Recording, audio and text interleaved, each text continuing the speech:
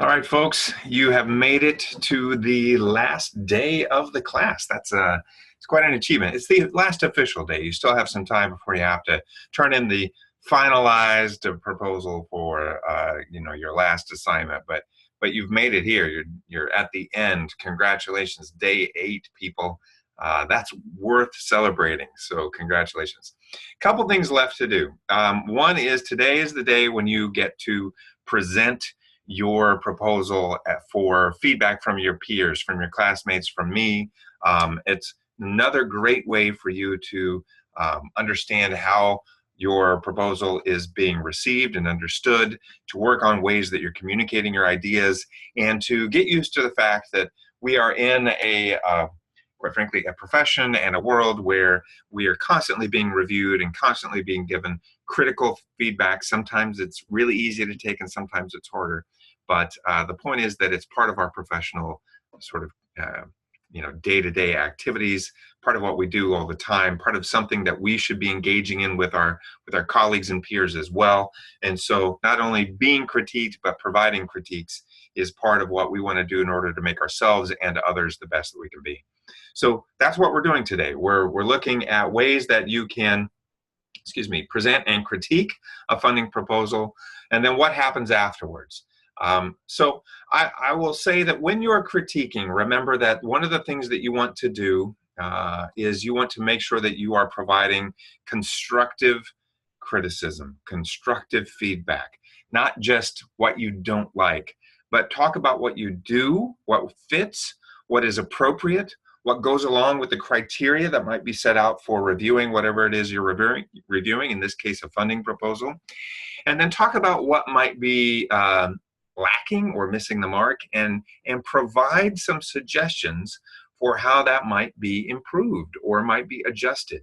So it's not enough just to say, I didn't like this. You have to say there's something missing based on a particular set of criteria that we know we're being evaluated against, or I'm evaluating you against. And then here are ways that you could go about revising or adjusting or otherwise adapting or fixing your proposal so that it meets those guidelines, those criteria. Be that kind of a good citizen, a good critiquer. And remember that the way that you feel when someone critiques you is probably the way that someone else feels. So you want to be aware that these are your friends and colleagues that you're working with, and even if you completely disagree with the way somebody has set something up, there are ways that you can approach that critique that aren't just sort of saying this is the worst thing I've ever read, which it isn't and never will be, but are instead saying, I know that I have a different approach than you do. If I were going at it from my approach, this is the set of criteria that I would be using to judge this.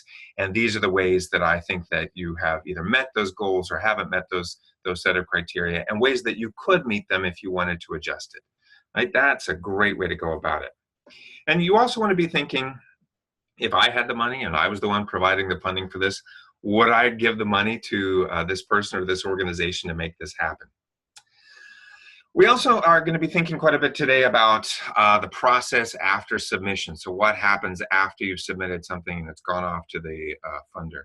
It's often a time of anxiety for people, especially if the funding is something that is absolutely necessary to move your project forward, or if you have people whose salaries are dependent on the funding, or if the target population, the beneficiaries of the project or program, are really hurting and need to be given access to whatever it is you need the funding for as soon as possible. Being patient and waiting is difficult. However, I can tell you from experience that nagging the funder is never a way to get to a positive outcome. So be patient, wait for their time. It's only if they've given you a deadline after which they haven't responded that you should contact them and say, hey, I'm still really interested in finding out what the result of this funding decision is. Please let me know as soon as possible. You want to remember to be as polite as possible, because you're always building relationships. Even if you aren't funded for this particular proposal by that particular agency or organization, You might be sending them a proposal in the future, and you want them to have a positive experience with you so that when you send them that proposal in the future, they look on it very positively as well. And they hopefully will remember all the positive things, right? They'll remember that this person, this individual, this group, this whatever submitted a proposal, last month, last year, whatever it was. And although it wasn't the winning proposal, it was very strong, and we're looking forward to seeing what they have to offer us next. And that's partly because you've maintained that relationship with them. And then, of course, if you do get funded, you want to absolutely make sure that you're constantly, I shouldn't say it that way, that you are systematically and regularly communicating with the funder to let them know the progress of the project that they funded, to let them know if there are any benchmarks along the way as part of your formative evaluation process.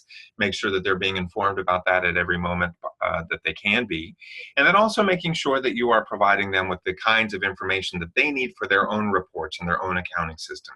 This is important because you guys are really partners now. You and the funding organization are partners in this. And even though it might not be an equal partnership, they have a lot more probably power in the relationship than you do because they control the resources.